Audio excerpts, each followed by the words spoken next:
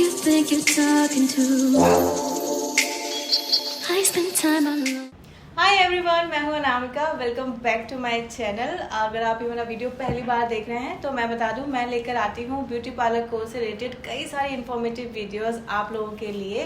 Basically उन महिलाओं, उन गर्ल्स के लिए जो सच में अपनी लाइफ में कुछ करना चाहती हैं, लेकिन कई बार आपकी शादी हो गई या फिर आपके बच्चे छोटे हैं और आप घर से बाहर नहीं निकल सकते हैं। तो ऐसे में मैंने अपने यूट्यूब चैनल से आप लोगों के लिए पार्लर की क्लासेस लेकर आती हूँ। इन्फॉर्मेटिव वीडियोस होते हैं, आप घर बैठे आराम से फ्री में, वो भी बिल्कुल भी फ्री में, आपको एक पैसा भी इन्वेस्ट नहीं करना और आप पार्लर का कोर्स सीख सकते हैं। तो आज जो हमारी क्लासेस हैं वो स्टार्ट कर रही हूँ मैं मेकअप प्रोफेशनल कोर्स, जिसकी आज हमारी क्लास फर्स्ट है। और ऐसे में अगर आप मेकअप आर्टिस्ट बनना चाहते हैं और या फिर आप फ्रीलांसिंग मेकअप आर्टिस्ट बनना चाहते हैं तो ये वाली जो क्लासेस हैं ये आप लोगों के लिए बहुत ज़्यादा इन्फॉर्मेटिव रहने वाली हैं। बिकॉज इसमें मैं आप लोगों को मेकअप बेसिक किस तरीके से आपको स्टार्ट करना है मेकअप यहाँ से लेकर, और आपको प्रैक्टिकल क्लासेस भी दिखाऊंगी, मॉडल्स के ऊपर मेकअप करके भी सिखाऊंगी कि किस तरीके से हम कंटूरिंग करते हैं या आपको मेकअप कैसे स्टार्ट करना चाहिए, यानी कि A to Z मेकअप का आपको इसमें मैं बताने वाली हूँ।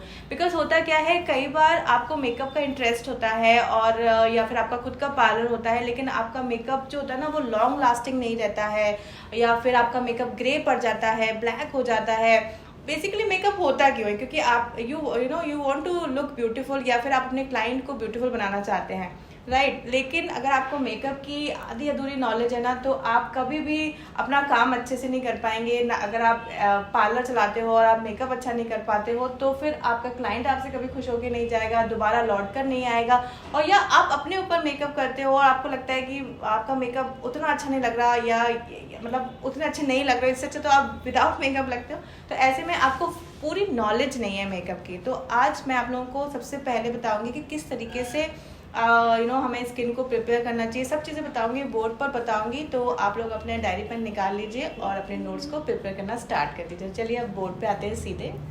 जैसे कि मैं आप लोगों को बोल ही चुकी हूँ कि आज है हमारी मेकअप क्लास फर्स्ट। तो इसमें सबसे पहले आप लोगों को ये जानना बहुत ज़रूरी है कि स्किन टाइप्स के बारे में, टाइप्स ऑफ स्किन कितने प्रकार के होते हैं ये बताऊंगी, और किस तरीके से आप अपने स्किन को प्रिपेयर कर सकते हो, वाइस वर्सा देख सकते हो। मतलब आप अपने ऊपर कर रहे हो या आप अपने क्लाइंट के ऊपर कर रहे हो, आपको स्किन टाइप जानना बहुत ज़रूरी होता है। अगर आपको ये नहीं पता कि आप किस टाइप की स्किन पर मेकअप कर रहे हो तो आपका अगेन वही वाली बात है कि आपका मेकअप भी काला पड़ जाएगा, थोड़ी देर बाद आपका मेकअप केकी सा होने लगेगा। तो वो ना हो, इसके लिए आपको ये टॉपिक जानना बहुत ज़्यादा इंपॉर्टेंट है। तो सबसे पहले स्टार्ट करते हैं और समझते हैं कि टाइप्स ऑफ स्किन, कितने प्रकार की हमारी स्किन होती हैं। सबसे पहले आप देख रहे होंगे कि फर्स्ट ऑफ ऑल मैंने ऑयली स्किन लिखा है। Oily skin, dry skin, combination skin, normal skin and sensitive skin. Oily skin और ड्राई स्किन बहुत ही ज़्यादा इजी होता है जानना, जिसकी बहुत ज़्यादा टी जोन। अब मैं आपको टी जोन समझाती हूँ, क्योंकि बार बार मैं टी जोन बोलूँगी तो हो सकता है आपको, अगर आप बिल्कुल नए हैं तो आपको ना समझ आए। तो टी जोन जो होता है वो हमारे फोरहेड से लेके, और ये जो पार्ट होता है यहाँ नोज से लेके हमारे चिन तक, इसको हम टी जोन बोलते हैं पार्लर वाले टर्मिनोलॉजीज में। और ये जो पार्ट होता है चीक्स वाला, ये हम सी जोन बोलते हैं, टी जोन और सी जोन। तो जो टी जोन होता है, जिनकी ऑयली स्किन होती है, वो सबसे ज़्यादा यहाँ पर ऑयल जनरेट हो जाता है जब भी आप सो के उठेंगे, या फिर आपका कोई क्लाइंट है और उनके स्किन पे अगर वो आए हैं एकदम आपसे मेकअप कराने, तो उनके स्किन पे कुछ पिंपल्स की प्रॉब्लम है, ओपन पोर्स की प्रॉब्लम है, तो आप समझ जाना कि उनकी ऑयली स्किन है। और वहीं अगर हम ड्राई स्किन की बात करते हैं तो ड्राई स्किन भी उतना ही इजी है समझना जितना oily skin, because dry skin वालों को हमेशा उनकी स्किन जो होती है वो खिंची खिंची सी लगती रहती है अगर वो क्रीम वगैरह नहीं लगाते हैं तो। और उनको सबसे अच्छी बात यह है कि ड्राई स्किन वालों को ना तो पिंपल्स की प्रॉब्लम होती है, लेकिन उनके साथ बड़ा इशू ये होता है कि उनके फाइन लाइंस और रिंकल्स बहुत जल्दी आते हैं। तो ये ड्राई स्किन और ऑयली स्किन तो मुझे लगता है कि आपको समझ आ गया होगा। अब हम बात करते हैं कॉम्बिनेशन स्किन की और normal skin. Somehow combination skin and normal skin एक जैसी होती है। कॉम्बिनेशन मतलब ड्राई एंड ऑयली, अगेन मतलब एक फेस पर टी जोन आपका ऑयली हो रहा है और सी जोन जो मैंने अभी आपको समझाया था, जो टी जोन अगर ऑयली है और सी जोन आपका ड्राई है तो इट मीन्स कि ये हमारी कॉम्बिनेशन स्किन है। वहीं अगर हम नॉर्मल स्किन की बात करते हैं तो नॉर्मल स्किन भी अगेन कॉम्बिनेशन स्किन का टाइप भी होता है कि कुछ कुछ पार्ट ऑयली है, कुछ कुछ पार्ट ड्राई है। Now will come to sensitive skin. Sensitive skin के जो पार्ट होते हैं वो थोड़ा सा ट्रिकी होता है समझना, और आपको थोड़ा सा सेंसिटिव स्किन वालों के जो आप मेकअप प्रोडक्ट्स भी, क्योंकि हम ऑफकोर्स आज मेकअप क्लास की बात कर रहे हैं तो मैं मेकअप की ही बात करूंगी इसमें। तो जब आप प्रोडक्ट्स भी उनको लगा रहे हैं या आप कोई भी मेकअप कर रहे हैं तो उनको हैंडल करना भी आपको बहुत ट्रिकीली हैंडल करना पड़ता है। तो आप कैसे समझेंगे कि आपके क्लाइंट की सेंसिटिव स्किन है? अगर आप उनकी थ्रेडिंग कर रहे हैं और यहाँ पर उनके बहुत रेड हो गया है और दाने निकल आए हैं, तो इट मीन्स कि उनकी सेंसिटिव स्किन है। ये जो स्किन टाइप समझाने का मेरा एक ही मोटिव है कि अब हम नेक्स्ट स्टेप करेंगे मेकअप में, बेसिकली होता क्या है, लोग क्या समझते हैं कि फाउंडेशन लगा लिया और आईलाइनर लगा लिया, लिपस्टिक लगा ली, काजल लगा लिया और हमारा मेकअप हो गया। लेकिन अगर आप स्किन टाइप्स को नहीं समझेंगे तो आप किस तरीके से स्किन को प्रिपेयर करेंगे, जो मैं नेक्स्ट स्टेप बताने वाली हूँ, प्रिपरेशन ऑफ द स्किन किस तरीके से करते हैं, और वो हमेशा स्किन टाइप समझने के बाद ही आप प्रिपेयर कर सकते होगे, क्योंकि उसमें बहुत सारी चीज़ें अभी जो मैं आगे आपको बताऊंगी वो स्किन टाइप समझने के बाद ही आता है। तो आई होप आपको ये चीज़ समझ आ गई होगी कि कितने प्रकार की हमारी स्किन होती है। जो स्टूडेंट्स में से पार्लर का कोर्स सीख रहे हैं और आप जो क्लास फर्स्ट है स्टार्ट कर चुके हैं, तो ये आप लोग वीडियो को पॉज करके लिख लो, उसके बाद मैं अब आपको बताऊंगी कि किस तरीके से आपको स्किन को प्रिपेयर करना होता है। तो यहाँ पर हमने समझ लिया कि कितने प्रकार की हमारी स्किन होती है, और अब हमारी बहुत ज़्यादा इंपॉर्टेंट पार्ट आ गया है जो कि है प्रिपरेशन ऑफ द स्किन। यानी कि आपको स्किन के टाइप के हिसाब से प्रिपेयर करनी होती है स्किन। जो मैंने अभी आपको बताया कि कई बार लोग क्या करते हैं, केवल फाउंडेशन अप्लाई कर लेते हैं और काजल एंड लिपस्टिक एंड डन। नहीं, लेकिन आपको सबसे पहले ये कुछ स्टेप्स होते हैं जो कि मैं अभी आपको बताऊंगी, वो फॉलो करना होगा। उसके बाद ही आप फाउंडेशन पर आएंगे, यानी कि मेकअप बेस को क्रिएट करेंगे। तो सबसे पहले हम समझते हैं कि प्रिपरेशन ऑफ द स्किन क्या होता है। फॉर एग्जाम्पल, मैं आपको एग्जाम्पल के तौर पर बताती हूँ कि अगर आप अपना मेकअप कर रहे हैं या अपने क्लाइंट का मेकअप कर रहे हैं तो क्लीन करना होता है आपको आपके फेस को। ऐसा नहीं है कि बस आप बैठ गए और आपने स्टार्ट कर दिया, नहीं, you have to first clean. और क्लिनजिंग के लिए आप क्लिनजिंग लोशन से क्लीन कर सकते हो, या फिर बहुत अच्छा ऑप्शन होता है कि आप वेट टिश्यूज ले सकते हैं। अगर आप अपने क्लाइंट का मेकअप करने वाले हैं तो अच्छे से पहले उनका फेस को क्लीन कर लें। अगर उनके फेस पे थोड़ा बहुत भी मेकअप है तो वो बहुत अच्छे से उसको रिमूव कर लें, क्योंकि क्या होता है कि जब अगर उनके फेस पर मेकअप है और अगर उसके बाद आप फाउंडेशन अप्लाई करेंगे या कोई कंसीलर अप्लाई करेंगे तो क्या होगा कि मिक्स एंड मैच हो जाएगा, और इस कारण से मेकअप ब्लैक हो जाता है, ग्रे पड़ जाता है। तो सबसे फर्स्ट एंड इम्पॉर्टेंट पार्ट है क्लिनजिंग ऑफ द स्किन। मैंने यहाँ पर साथ साथ में टाइप्स ऑफ स्किन भी इसलिए लिखा है क्योंकि स्किन के प्रकार के हिसाब से हमें स्किन को प्रिपेयर करना होता है। तो यहाँ पर क्लिनजिंग तो चाहे कोई सी भी स्किन हो, ऑयली हो, ड्राई हो, कॉम्बिनेशन हो, सेंसिटिव हो, आपको क्लिनजिंग तो इस तरीके से आप कर सकते हैं, दो तरीके से, जैसे भी मैंने अभी आपको बताया। आप वेट टिश्यूज ले सकते हैं या फिर आप क्लिनजिंग लोशन से कर सकते हैं। सेकेंड हम आते हैं टोनर पे। नाउ ये थोड़ा सा इंपॉर्टेंट पार्ट है, तो आप लोग ध्यान से सुनिएगा। आई कैन अंडरस्टैंड कि थ्योरी क्लास है तो हो सकता है आप थोड़ा बहुत बोर हो रहे हैं, लेकिन ये इक्वली बहुत ज़्यादा इंपॉर्टेंट है, तो आप बहुत अच्छे से सुनो और बिल्कुल भी स्किप मत करना, अदरवाइज जो छोटी छोटी चीज़ें होती हैं वो फिर आपको बाद में दिक्कत करेगा।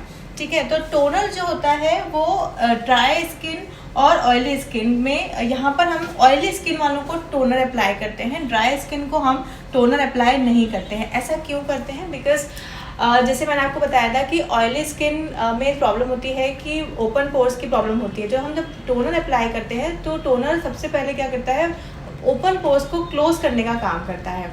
तो फॉर एग्जाम्पल, आपका कोई क्लाइंट आता है और आप उन पे क्लिनजिंग के बाद टोनर अप्लाई करते हैं फॉर ऑयली स्किन, यानी कि तेलीय त्वचा पे, तो आप उस पर क्या करोगे, तो जब टोनर अप्लाई हो जाएगा तो वो पोर्स को क्लोज कर देगा। तो फाउंडेशन जब आप अप्लाई करेंगे, कंसीलर जब आप अप्लाई करेंगे, तो वो बुड्रा सा या फिर उनके ओपन पोर्स नहीं दिखेंगे। तो इसीलिए ऑयली स्किन पर टोनर अप्लाई करते हैं। आई होप आपको ये चीज़ समझ आ गई होगी। अब ड्राई स्किन पर हम टोनर इसलिए अप्लाई नहीं करते हैं क्योंकि आपके जो क्लाइंट होगा वो ऑलरेडी उनकी ड्राई स्किन है, और अगर आप टोनर अप्लाई कर देंगे तो और ज़्यादा ड्राई हो जाएगी। तो ड्राई स्किन पर हम टोनर अप्लाई नहीं करते हैं। काफ़ी सारे ये वाले डीएम्स आते हैं मेरे पास इंस्टाग्राम पे। इंस्टाग्राम से याद आया कि अगर आपने अभी तक मुझे इंस्टाग्राम पे है विजिट नहीं किया है, मेरा हैंडल, या फिर आपने अभी तक वहाँ पे फॉलो नहीं किया है मुझे, तो इंस्टाग्राम पे भी ज़रूर फॉलो कर लीजिएगा। एनीवेज, तो मैं आपको बता रही थी कि काफ़ी सारे ये क्वेश्चन आते हैं कि दी हम टोनर कब अप्लाई करें, या तो ये चीज़ मैंने बेसिकली इसीलिए समझाई है कि हमें टोनर कौन सी स्किन पर कब अप्लाई करना है। ठीक है। थर्ड स्टेप हमारा जो होता है वो मॉइस्चराइजर। ऑयली स्किन हो, कॉम्बिनेशन स्किन हो, नॉर्मल स्किन हो, कैसी भी स्किन हो, मॉइस्चराइज तो आपको करना ही करना है स्किन पर। अब यहाँ पर एक पार्ट है कि अगर आपके क्लाइंट की बहुत ज़्यादा ही ड्राई स्किन है तो आपको क्वांटिटी मॉइस्चराइजर की थोड़ी ज़्यादा लेनी है, और ऑयली स्किन वालों पे आप थोड़े बहुत मॉइस्चराइज कर सकते हैं। तो यहाँ पर बस ये चीज़ें आपको समझना ज़रूरी था। नाउ फोर्थ पॉइंट, हम प्राइमर की बात करते हैं। तो प्राइमर इज़ वेरी इम्पॉर्टेंट, और जब भी मैं अपने मेकअप क्लासेस लेती हूँ और मैं हमेशा ये समझाती हूँ कि primer is very very important. अगर आप प्राइमर को स्किप कर देंगे तो आपका मेकअप, आपके क्लाइंट का मेकअप ना तो लॉन्ग लास्टिंग रहेगा, ना ही मतलब बिल्कुल भी। प्राइमर एक ऐसा स्टेप होता है कि आपको कभी भी स्किप नहीं करना चाहिए, और कई लोग प्राइमर को स्किप कर देते हैं। तो primer is very important. Now primer दो तरीके के आते हैं, एक होता है सिलिकॉन बेस्ड, एक होता है क्रीम बेस्ड। तो सिलिकॉन बेस हम किस पे अप्लाई करते हैं, जैसे कि मैंने आपको स्टार्टिंग से ही बोला कि types of skin and preparation of the skin साथ साथ चलता है, साथ साथ समझना बहुत ज़रूरी है। तो यहाँ पर जो प्राइमर होता है वो एक सिलिकॉन बेस बताया मैंने आपको, और एक क्रीम बेस बताया। क्रीम बेस आप हमेशा ड्राई स्किन वालों को और कॉम्बिनेशन स्किन वालों को लगाएंगे, और वहीं आप ऑयली स्किन वालों को और सेंसिटिव और नॉर्मल स्किन वालों को हमेशा सिलिकॉन बेस्ड वाला, यानी कि जो ट्रांसपेरेंट बेस वाले जो प्राइमर्स होते हैं वो अप्लाई करेंगे। आज मैं आप लोगों को कोई भी प्रोडक्ट्स के बारे में नहीं बता रही हूँ, प्रोडक्ट्स की नॉलेज मैं आपको दूसरे वीडियो में दूंगी, लेकिन ये चीज़ डिफरेंस क्रिएट करना आप लोगों को बहुत ज़रूरी था कि आप ड्राई स्किन पे कौन सा प्राइमर लगाएंगे और ऑयल स्किन पे आप कौन सा प्राइमर लगाएंगे। तो ये चीज़ें आप लिखते भी जाइए साथ साथ। उसके बाद हम प्राइमर के बाद हमारा जो स्टेप आता है वो होता है colour correction. Now what is that colour correction, ये थोड़ा सा आपको सुनना बहुत ज़्यादा इंपॉर्टेंट है, बिकॉज अगेन लोग यही गलती करते हैं कि पिंपल्स हो रहे हैं या फिर पिगमेंटेशन हो रहा है, झाइयाँ हो रही हैं और सीधे आपने फाउंडेशन लगा लिया। अगर आप ऐसा करेंगे या आप अपने क्लाइंट के साथ ऐसा करेंगे तो उनके पिंपल्स या फिर पिगमेंटेशन जो एरिया है या फिर डार्क सर्कल जो एरिया है वो और ज़्यादा दिखने लगेगा। और मेकअप हम क्यों कराते हैं, जिससे कि हमारे स्किन पे कोई भी फ्लॉज हैं तो उसको हमें कम करना है, ना कि उसको और उभार के दिखाना है, राइट। तो हमारे साथ सबसे अच्छी बात ये होती है कि जो कलर करेक्शन जो है, इस कलर करेक्शन की मैं पूरी चार्ट बना के आप लोगों को नेक्स्ट वीडियो में बताऊंगी, लेकिन कलर करेक्शन फाउंडेशन के पहले आता है, यानी कि मेकअप बेस से पहले आपको कलर करेक्ट करना पड़ता है। यानी कि जहाँ जहाँ आपके क्लाइंट के या आपके स्किन में फ्लॉज हो रहे हैं, कहीं पिंपल्स की प्रॉब्लम है या डार्क सर्कल की प्रॉब्लम है, वहाँ पे आपको कलर करेक्ट करना होगा, एंड देन ओनली आप आओगे फाउंडेशन में। और उसके बाद जो आगे के स्टेप्स होते हैं कलर करेक्शन में, हम ऑरेंज कंसीलर्स और ग्रीन कंसीलर्स को यूज़ करते हैं। जैसे कि मैंने बोला, मैं अब क्योंकि क्लास बहुत लंबी हो रही है तो इस वाले टॉपिक को मैं नेक्स्ट क्लास में आप लोगों को बहुत अच्छे से बताऊंगी, क्योंकि ना ऐसा नहीं है कि बस मुझे आना है और आपको क्लासेस प्रोवाइड कराना है। मुझे ये है कि आपको A to Z चीज़ें समझ में आनी चाहिए। तो इसीलिए कलर करेक्शन का बहुत ही वास्ट चैप्टर है, तो इसका हम नेक्स्ट वीडियो में पढ़ेंगे। तो आज जो हमने पढ़ा वो है types of skin and preparation of the skin, किस तरीके से हमें स्किन को प्रिपेयर करना चाहिए, क्या क्या हमारे स्टेप्स होने चाहिए, किस प्रकार से आप स्किन को प्रिपेयर करेंगे स्किन टाइप्स के देखते मद्देनज़र रखते हुए। तो आई होप आपको ये वीडियो पूरा समझ में आया होगा। नेक्स्ट क्लास में, अब नेक्स्ट जो क्लास आएगी वो आएगी वेडनेसडे को, और अगर आपने अभी तक मेरे चैनल को सब्सक्राइब नहीं किया है तो सब्सक्राइब जरूर कर लीजिएगा, नोटिफिकेशन बेल को भी ज़रूर प्रेस कर देना, अदरवाइज आप मेरी क्लासेस को मिस कर देंगे। Thank you so very much for watching. Thank you, bye bye.